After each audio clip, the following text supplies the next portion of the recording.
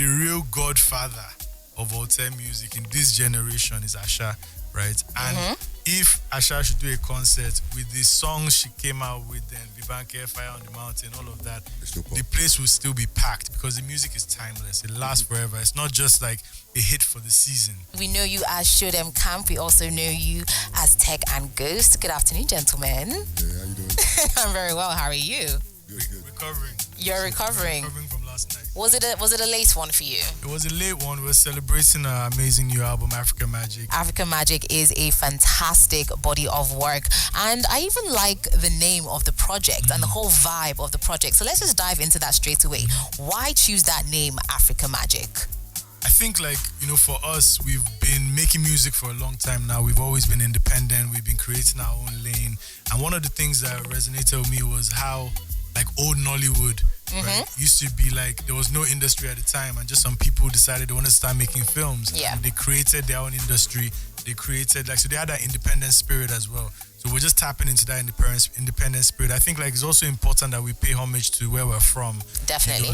The artists from Nollywood, the Genevieves, the Ramsey Noahs, people are global icons. And I think it's only right through music that we pay them homage. And then there's another angle of the magic that we possess as Africans. Yeah, innately as Africans. What magic is that, would you say? I mean, the African magic that we have as spiritual beings. Yeah. I think Africa is very much a spiritual ecosystem, and we have, as opposed to I may not say opposed to anything. That's just what we are generally. And this project, African Magic, has been something that we wanted to produce for a long time. It didn't just come out. We've even throughout all our series, the Clone Wars, the Palm Wine series, we've always wanted to do a project called African Magic to pay homage to where we're from, and this just seemed like the right time to do it. Yeah, and I also think it's magic, the fact that you have people that a few years ago were in Lekki creating some jams that now went around the world and people are dancing. That's magic. From nothing we make something, right? That's creation. And I think there's a magic to that, whether it's in sports, whether it's in music, and people don't understand. I mean, we see amazing sportsmen from Nigeria, like Osimhen, for example. He didn't come from any elite academy in Nigeria. We don't have any elite studios where artists are learning the music. It's just our own brain, our own mind, our own heart that we put into it to create. So I feel like anybody that is achieving, that is African, is creating African magic, Yeah. Amazing. So like you said, you guys been doing this for a minute now. You are legends in your own lane, as I like to say, from Clone Wars to Palm Wine Fest and everything. So even from the evolution of your sound, how do you even decide what direction each project is going to take that has led you to Africa Magic? I wouldn't say we decide on a direction before a project. I think depends on where we are in life, depends on what's going on around us, but more importantly, how we feel individually as a team. Myself, Tech, and Sparks, we generally come together and have an idea of how we want, where we're at musically, and we create a palette from that. And when people often refer to you guys as the godfathers of Alte, how does that sound in your ears? I mean, to me, I think we're the godfathers of doing it our own way. Yeah. We're the godfathers of just having a dream and just pursuing that dream. And subsequently, since then, a lot of different people have come with different sounds, right? What we do and what Odunsi or Santi or those guys do might be different in other ways, but the main thing that I think is consistent through it is that we've never been the mainstream sound. We've always decided to just do our thing, do what we love, do what we believe in. So I think maybe, I don't know if it's the Alte sound we're the godfather, but I think it's the Alte spirit.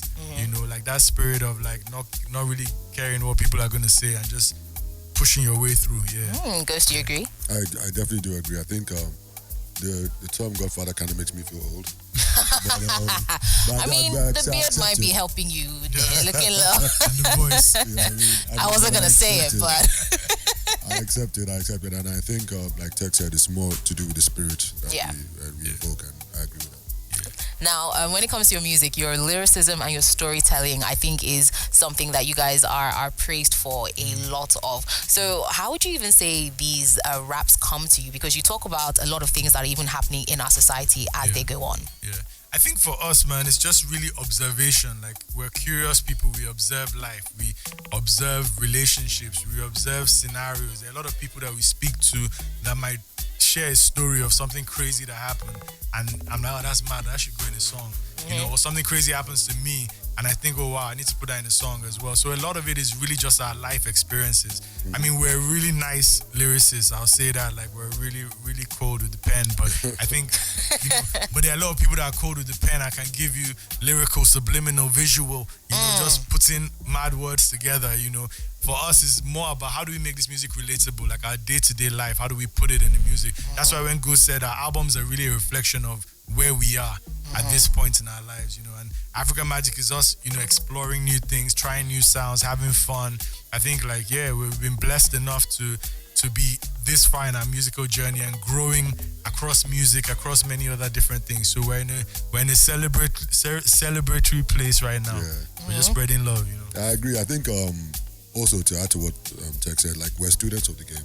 Yeah. Like, we really we do take our craft seriously, even though we like to live our, you know, sometimes we express ourselves jokingly, but you know, the spirit of it is that we definitely take it seriously. And we, as students of the game, you know, we've honed our pen for a long time. So. Definitely. I'll say you guys are ones that have, you know, represented Lagos and Africa on a global stage, which is amazing. So how intentional is that? You know, like, we are all proud Africans, proud Nigerians. So you always hear this hashtag, Africa to the world. And I feel like you guys were taking Africa to the world before that hashtag became popular. I mean, like Teka said before, like, it wasn't always that way. Like, we weren't always, we weren't really proud Africans and all that. Yeah. People used to make fun of you, and our whole movement, Show Them, is kind of reflects that. It's about just showing them, you know, how where we come from, or like what we stand for, and even against all the backlash and everything, just, you know, maintaining our ground. And even on a global stage, how do you even think people in the diaspora are taking the Nigerian rap game? Are they taking it seriously? I think people are taking good music seriously. I think that's the thing. I think people are taking good music seriously. Like, I think, first of all, to echo what Gus said, like, we were fortunate enough at some point to go to school in the UK, lived in different parts of the world. So a lot of that is still reflected in our music, you know. Yeah. I think then the second thing is that, like, then seeing how, like, a lot of the amazing Afrobeats artists that we have opened the door. I think what's happening now is that, like, people are just hearing dope music. So before, there was all this stigma about Nigerian hip-hop or whatever. For us, we've always just felt like if we keep giving people dope music, they will consume it. Like, you know, if I hear a great song, I'm not going to go and check, oh, that artist is from Congo. I might later, having heard the song and I like the song, I might go and do some research on the artist. But the first pass is liking the song. Yeah. If you don't like the song, you're just going to skip. You're not going to check anything. So for us, it's just about making quality music. And I think now hip-hop from here is at a very good place. I see, like, I keep saying, like, what Black Bones or Dumodu, all those guys are doing, you know, I think it's great. Like, I'm singing, before we came in, I was saying, you got industry machine, you know. Hey. No, that's my, To be honest, like, two of my favorite artists, apart from us right now, is Love that. Dave and Lil Sims. Taves and Lil Sims. You know, Dave. Oh, Dave, And definitely. they have Nigerian roots as well, so African roots. So I mean, it's just Africa to the world. we're just the ones that came back home. That's right. Yes, lots of people. We all kind of fell for that. I got sold on December Rocks. Are you serious? Literally, I used to come back to Nigeria every December. I was like, the second I graduate, I'm here. Yep. And now here I am. December extended. I forgot that, you know, there's like other months of the year and it's not just all party. Exactly. But, you know, I've learned to love it. So when it comes to SDC, the collaborations you guys have included in a lot of your projects, you've put a lot of people on. You've championed a lot of great sounds and great storytelling. So even the collaborations you have on this new 17-track project, Africa Magik, we have Thames, Bodge, Joey B, Ajibota 22. These are some people we know you have collaborated with before, but how did you choose these collaborations for this project? I think it's more like at this stage, right? It's just we make music and we do work with people that we like. And we vibe with. So a lot of times it's really just like we're in the studio, we're creating something. It's funny because, like, as as say Thames, for example, as big as she's blown in her career. It's funny because I was talking to her. It was one of the last songs we added to the project. I said to her, we're dropping a project in November. And she was, so you're not going to put me on the project, And because it's family, like, it's like, how dare you? Exactly, that's what it is. It's family. Like, we're always in the studio together. We're always recording. Sometimes you just assume that this person is so busy that like it might not be the time. But like for everybody, Ajebota literally was the last. We had already submitted the project, and then we just had a session with Ajebota and the song immediately. We heard the song, Genio produced it. Like the next day, we recorded all our verses, mixed, mastered, put it on the album. That quick. Like it's just, we're family. There's just a way that we connect, and the chemistry is always there. I love that. And you can just make, like you say, African magic in seconds. You see, I'm a lyricist too. Don't sleep on me. Don't sleep on me. So we have known you guys to be, very consistent for a long time. So would you say you have any habits or philosophies that keep you guys grounded and keep your craft authentic? Grounded. I mean, I think the genuine love for what we do is the main ingredient for the consistency, the passion for it. Definitely innate. I think there's always a hunger to do music. Like even now, I was just talking to Splash. We're like trying to plan our next project, even as we just dropped. So I think the love for the music is always there, and then the respect for each other. What's the word? I think, the respect for each other's knowledge that we're going to always put our all into this project, and that's consistent with it. That's a consistent theme for us when we're making music. Yeah, I also think for me it's just like we have a track record of like, I don't want to sound arrogant, I don't want to brag or nothing, but we have a track record of like classic projects. Yeah. So every album we look at is like if the bar is already here, how can we clear this bar? I swear down, this was a hard one. Yeah, and it's always like we're not. So there's some songs that are like amazing songs that we've done that won't make the project just because it's a good song, but is it better than what we've done before? And we're constantly pushing ourselves in that way. I think that's the way to stay fresh, and also we collaborate, like you said, with a lot of amazing established artists, but also new voices as well. And they also give you some energy as well because they're new and they're excited about the industry. Yeah. They're still coming in, so you also tap into that excitement. Exactly. Of the project. Yeah. So you mentioned Thames before, and I feel like a lot of people actually maybe discovered her sound through you guys as well. I know Ghost said earlier you don't want to feel old, even though the salt and pepper look is rocking for you. It's doing its thing. How do you even feel seeing how far the likes of Tem has gone? I'm sure you must consider her as like a little sis sometimes. She is a little sis, and yeah, like I think that it's just a blessing, man. Like there are people that you've seen. Forget music for a second, right? There's people that you've seen as human beings, like where they're coming from, where they're trying to come up, where they're struggling and hustling and doing all these things. Right? Thames' one is very well documented. She's shown where she used to record in her cupboard and all these things before, So even just on a human level, not just Thames, Ladipo, Bodge, Ajebota, all of these people are people that we've connected with very early on in their career. So to see them now translate to artists that are tearing down stages all over the world, for me, it's actually real. Like when I say magic, I'm not even playing. It's a miracle. Yeah. It's actually a miracle because 10 years ago, all of this Afrobeats global to the world didn't even exist. Do you understand? So we're just fortunate enough to be born in the time and in the moment where our music can resonate everywhere. It's already done it in like the Fela times and the Sonny Ade and all those people their times. That's the lineage that we're from. But in this current period, this current version of African music, to just see people's lives being changed through music, through the stuff they're creating, they're writing, they're singing, is a blessing. It's like that's what we mean. That's the real magic, for real. Amazing. I love that. And even the word Alte, it kind of means not mainstream, right? But you guys, I would say, have managed to build what was some would say a cult following with your music, with your sound, even with Palm Wine Fest that goes on. Speaking of, when's the next one going down? December. Let's go. Love a ticket. Come on, this FM have to be there now. Of course, if you need a host. But what do you think that says about the evolution of people's taste when it comes to alternative music? I think, personally, people underestimate the taste levels of Nigerians particularly. I think so. Nigerians definitely do have good taste. Although like with a lot of things, like even though we call it alternative, like the mainstream stuff, a lot of things are going to, when something is good and it translates, people are going to want to do that. So it's going to be watered down in a sense. But the alternative movement, I think that people have always wanted fresh and new sounds. A lot of people like to be different. They don't want to latch on to the mainstream stuff. And let's find something that appeals to me personally. And I think the movement now, the alternative movement now has, a lot more followers because people are able to find music easier, and it's you can find an individual feeling behind the music. I also think the music lasts longer. Yeah.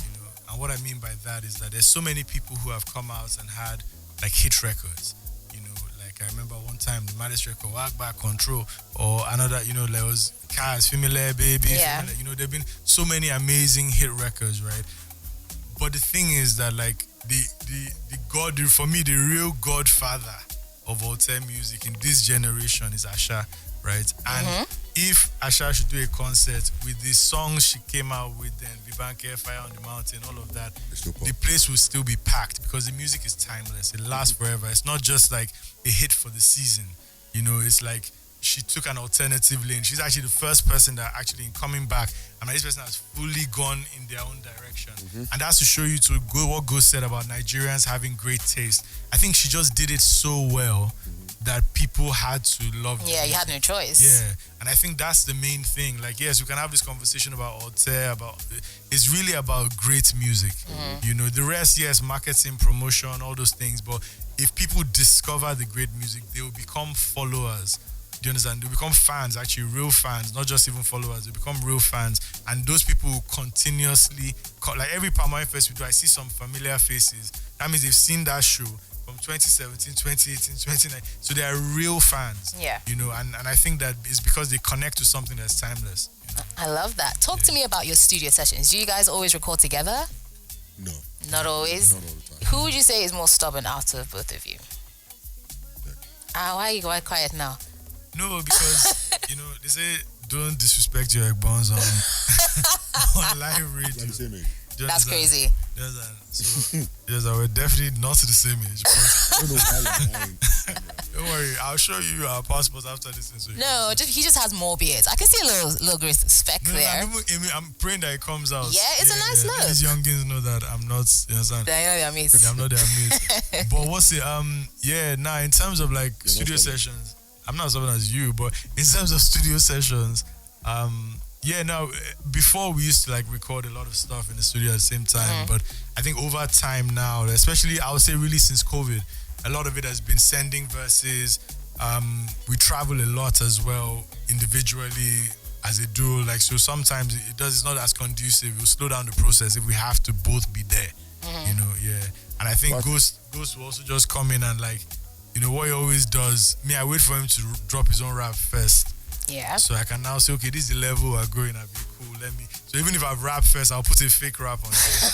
Then when he does his own, I'll now come and I rewrite. Did you know about this, Ghost? I mean, he has tried to do this stuff before, but I've clocked it. But I think generally when we're trying to, we do send like music to each other and stuff and verses and stuff. We go back and forth on that. But when we're trying to lock in to finish off a project, because a lot of things, our projects start off with ideas and we create themes behind it and then we send each other music. But then when it's time to actually lock in and then we get into the studio a lot, like for a couple of months, and then we lock in and definitely record.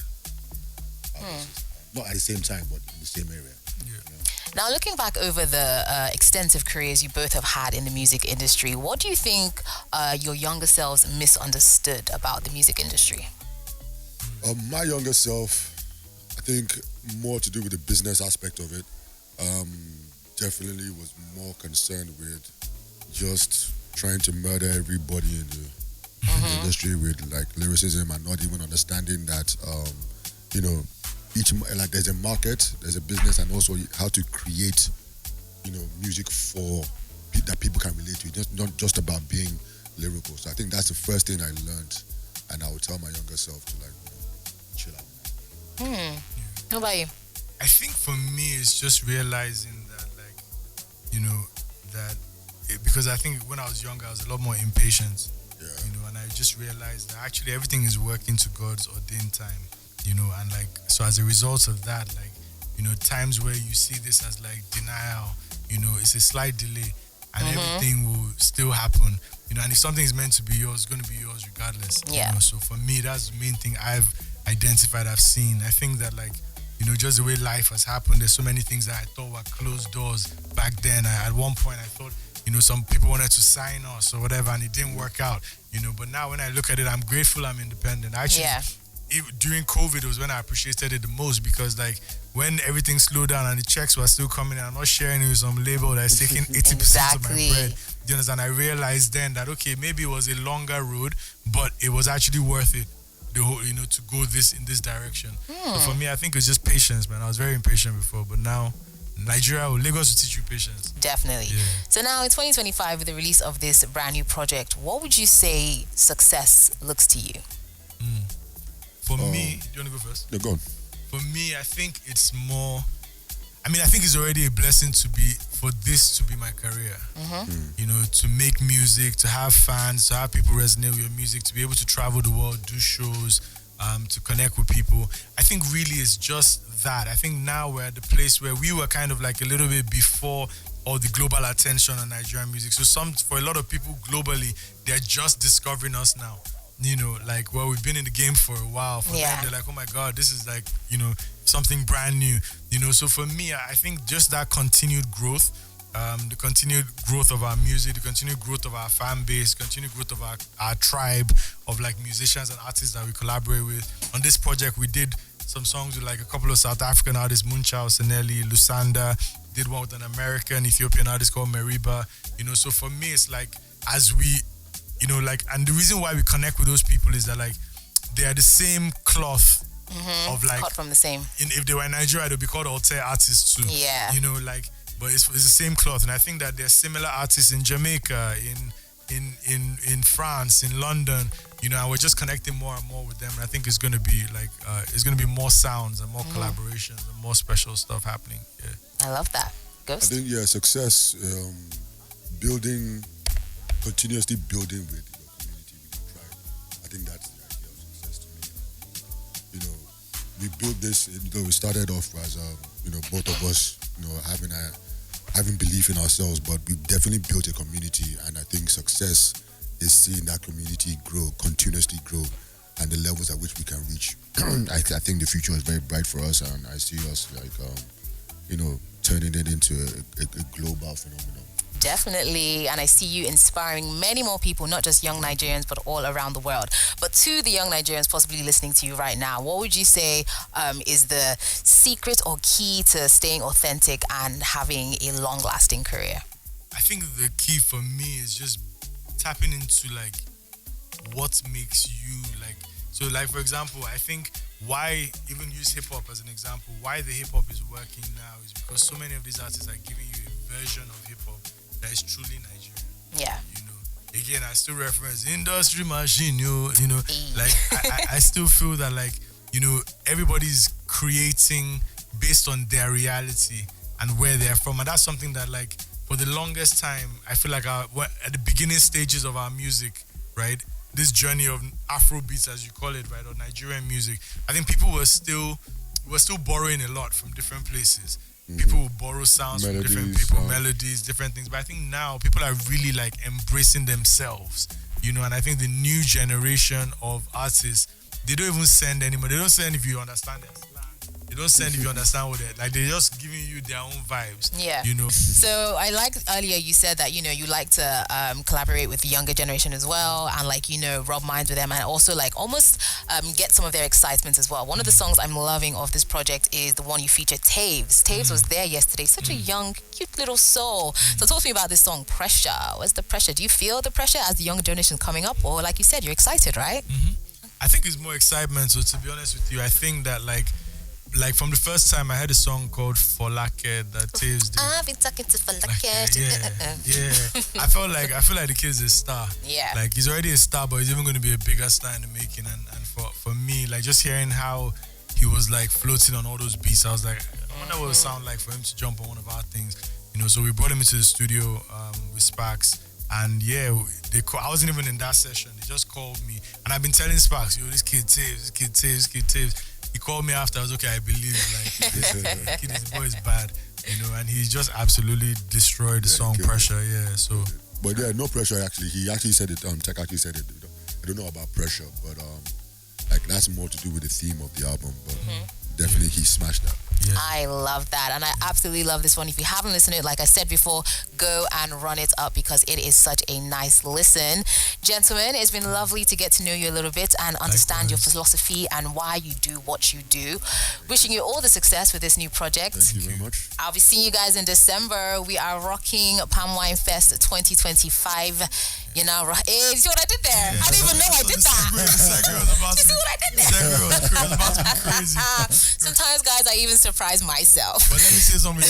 You're now rocking with the Beat 99.9 FM. And shout out the Beats, actually. They've held us down from the beginning of our careers till now. You know what? I was gonna tell the story. Like, we were our first single probably not our first single, but to us, our first single that we dropped, we were listening to it inside the car.